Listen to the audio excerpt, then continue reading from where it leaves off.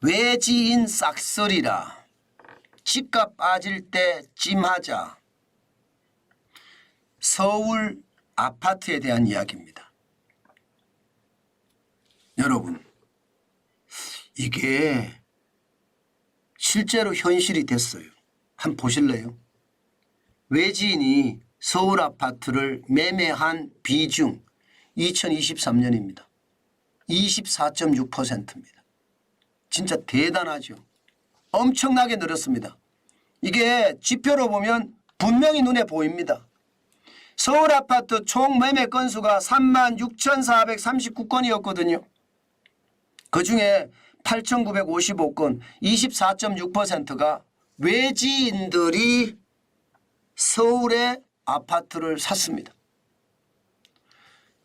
야, 지방 부자들이 서울의 아파트 산다는 이야기 우리 정환진 TV에도 여러 번 했는데 그게 현실이라는 이야기잖아요. 24.6%라는 것은요. 4채 중에 한 채는 외지인이 샀다는 거예요. 4채 중에 한 채. 굉장하죠. 실질적으로 과거에는 이 정도는 아니었거든요. 보시는 것처럼 말입니다. 2013년만 하더라도 15.6%예요. 평균을 한다 하더라도요. 17%에서 18% 사이입니다. 그런데 이게 점점점 늘어납니다. 2017년에 19.3%, 2019년에는 21.9%로 늘어납니다. 그러다가 2021년에 20.1%로 떨어지더니요. 2022년에는 22.3%, 2023년 작년에는 24.6%. 외지인들이 서울에 땅을 많이 산다. 지방 부자들이 서울에다가 집을 산다. 이런 뜻이에요. 제가 계속 말씀을 드렸잖아요. 2020년 제가 10월 말부터 그랬을 겁니다. 임장하다 하자 말씀을 드렸는데 진짜 많은 사람들이 임장을 했고요. 그 결과 가격이 떨어지면 산다는 뜻입니다. 2023년까지. 그러면 올해는 어떨까요? 올해는 지금 집값 빠지고 있는데 찜하고 있을까요? 저는 여전히 올해도 찜하고 있다 이렇게 생각을 합니다. 왜냐고요? 여러분 이거 한번 보세요. 서울 아파트 매매가 변동률 추이입니다. 이번 주에 마이너스 0.05까지 빠졌습니다. 9주 연속 떨어졌거든요. 9주 연속. 야, 이게 떨어지는 속도가 또 낙폭을 더 늘렸습니다. 1월 29일 현재입니다. 마이너스 0.05는요. 올해 들어서서 가장 많이 떨어진 수치입니다. 집값이 더 떨어지고 있죠.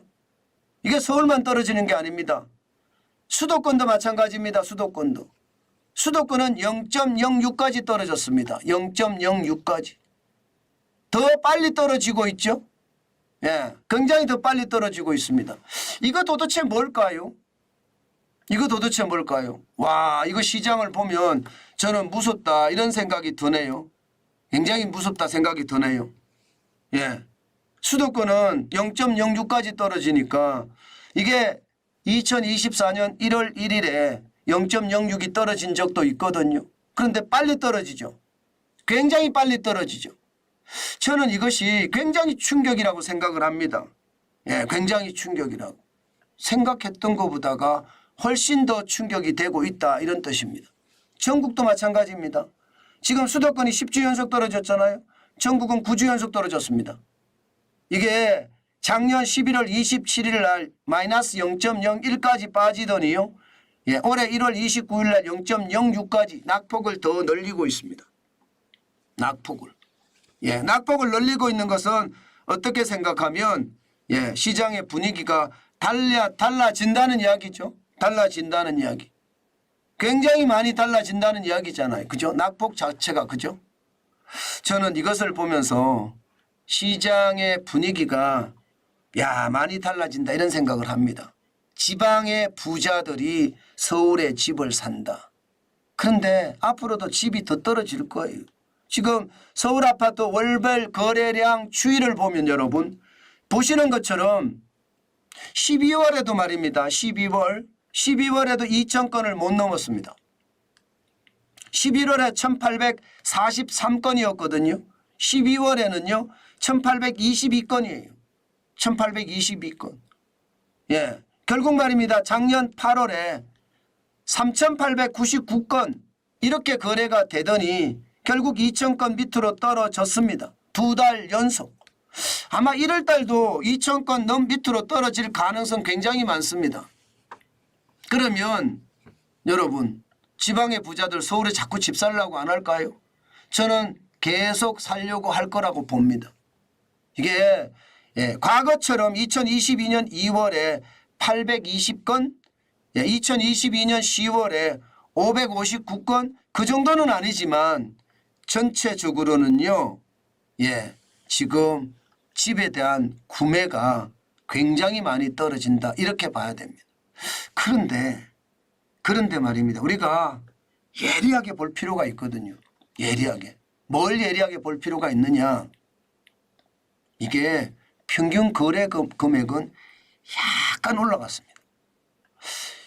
야, 저는 이것을 보면서요. 이건 뭐지? 이런 생각이 들었어요. 자, 보세요. 2023년 8월에 평균 거래 금액이 11억 3,315만 원이었거든요. 그것이 10월에 10억 6,482만으로 떨어졌습니다. 그리고 11월에 연속 떨어집니다. 10억 3,395만 원으로. 그런데 이게 이제 12월 끝났잖아요. 12월 끝났는데 10억 4,288만 원입니다. 10억 3,395만 원이 10억 4,288만 원. 평균 거래 금액이 살짝 올라갔다는 거예요. 살짝 올라갔다. 여러분들은 이거를 보고 어떤 생각이 드세요? 저는요. 시장이 어떤 시기든 변화의 어떤 흐름이 있다. 아직은 큰 흐름은 아니지만 꿈틀꿈틀되는 변화의 흐름이 있다. 저는 그렇게 읽힙니다. 제가 여러분들에게 부동산 지표를 가지고 설명할 때마다 제가 다른 지표를 제가 나름대로 찾아서 여러분에게 말씀을 드리는데 그 지표가 찾아서 말씀을 드릴 때마다 더 달라지는 것 같습니다. 더 달라지는 것 같아요. 그래서 제가 여러분들에게 반드시 한 번쯤 봤으면 좋겠다 그 말씀을 드리는 거예요. 지금 2월 달에는 오늘 뭐 이틀 지났으니까 아직까지 볼 수는 없지만 지금 시작은요 9억 6,585만 원으로 시작하거든요. 이것은 어떻게 생각하면 집값이 거래 금액 자체가 떨어지고 있다. 이렇게 해석해도 된다는 뜻입니다. 여러분 지금요 제가 계속 말씀을 드리는데요. 내가 꼭 필요한 사람들은 현장에 임장을 해서 시세보다가 30% 이렇게 적게 급매물이 나와 있으면 사는 것이 좋다. 그 말씀 제가 진짜 강조해서 드립니다. 꿈틀거림이 분명히 있습니다. 제가 지표를 진짜 많은 지표를 가지고 부동산에 대해서는 여러분에게 제가 말씀을 드리거든요. 근데 그 말씀을 드릴 때마다 저도 지독하게 고민을 하고 여러분에게 말씀을 드리는 거예요. 그렇기 때문에 한 번쯤 보시는 것도 저는 나쁘지 않다. 그렇게 여러분께 꼭 말씀드리고 싶어요. 이게 그만큼 말입니다. 그만큼 이게 변화의 어떤 조짐도 있는 거고 그 변화의 조짐을 내가 선도해서 갈 수도 있겠다. 그런 생각도 하시라는 뜻입니다.